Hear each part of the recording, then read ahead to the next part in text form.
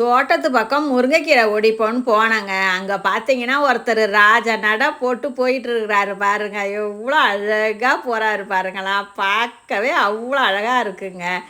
அப்படியே பார்த்துட்டு 2 கீரையும் ஒடிச்சிட்டு வந்துட்டாங்க. இது என்னான்னு பார்த்தீங்கன்னா முருங்கைக்கீரை கழனி தண்ணி சாறுங்க. என்ன கழனி தண்ணின்னு சொல்கிறேனேன்னு பார்க்குறீங்களா? அரிசி களைஞ்ச தண்ணியை தாங்க அப்படி சொல்லியிருக்கா, வேறு ஒன்றும் இல்லைங்க. பாசி பருப்புலாம் போட்டால் தண்ணி சாறு அது வேறங்க. இது அரிசி களைஞ்ச தண்ணிங்கிறதுனால கழனி சாறு அதுதாங்க பேர். அதை பார்த்து ஏதாவது வித்தியாசமாக நினச்சிக்காதீங்க. இதுக்கு சின்ன வெங்காயம், தக்காளி, காஞ்ச மிளகாய், மஞ்சப்பொடி. இதுக்கு காரம் வந்து நம்ம மிளகாத்தூள் போட மாட்டாங்க. அதனால் மிளகாயை கிள்ளிட்டு தான் நம்ம சேர்க்கணும்.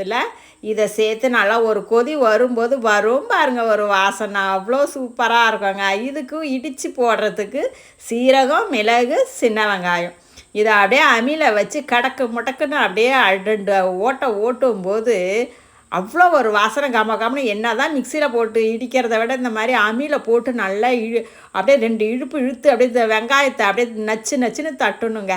தட்டி எடுத்து அள்ளி வச்சு பாருங்களாம், வாசனை அப்படியே அவ்வளோ வாசனையாக இருக்குங்க.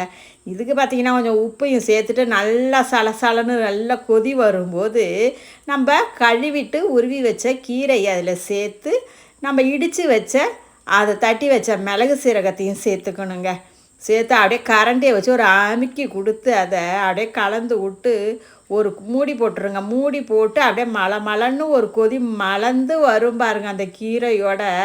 அவ்வளோ சூப்பராக இருக்குங்க. இது நீங்கள் பாசிப்பருப்பு போட்டு வைக்கிறத விட இதை மாதிரி கழனி சாறு ஒன்று செஞ்சு சாப்பிட்டு பாருங்களேன். சுட சுட சாதம் அது குழைவாக வச்சு அப்படியே மொண்டு 2 கரண்டி சாதத்தில் அப்படியே போட்டு வச்சு பிசைஞ்சு சாப்பிட்டு பாருங்கள். இதுக்கு தொட்டுக்கெல்லாம் ஒன்றுமே வேணாங்க, அப்படி சாப்பிட்லாங்க நம்ம. இதை மாதிரி நீங்களும் ஒரு டைம் செஞ்சு பாருங்கள். நாளை சந்திப்போம்.